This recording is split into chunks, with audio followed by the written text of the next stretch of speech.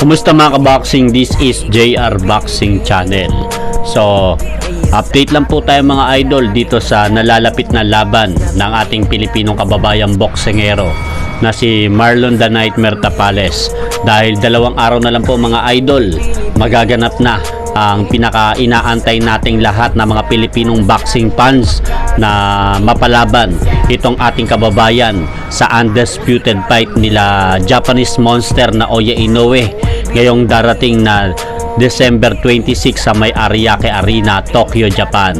So dahil po dyan mga kaboxing, eto na nga po ang inaantay nating balita.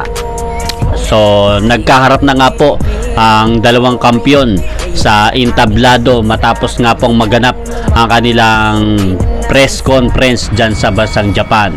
So kung makikita nyo nga po dito mga idol, kasama nga po ni Naoya Inoue itong kanyang trainer at ama na si Shingo Inoue, at ito naman pong ating kababayang Pilipinong boksingero na si Unified WBA at IBF Super Bantamweight World Champion Marlon The Nightmare Tapales. Kasama naman po nito ang MP President na si Mr. Sean Gibbons at ang kanyang trainer na si Arnel Pontanilla sa naganap na press ko na yan sa bansang Japan kanina.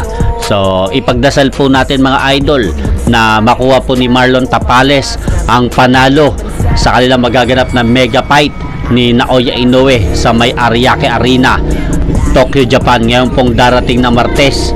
At kung hindi po ako nagkakamali mga idol, magsisimula po ang laban na yan sa ganap pong alas 4 ng hapon.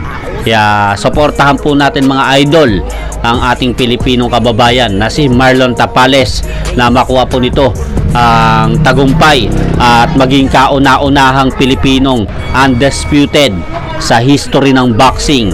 Kaya dahil po dyan mga idol, hanggang dito na lang po muna ang aking update sa naganap na paghaharap nila na Oya Inoue at ni Marlon Tapales sa bansang Japan.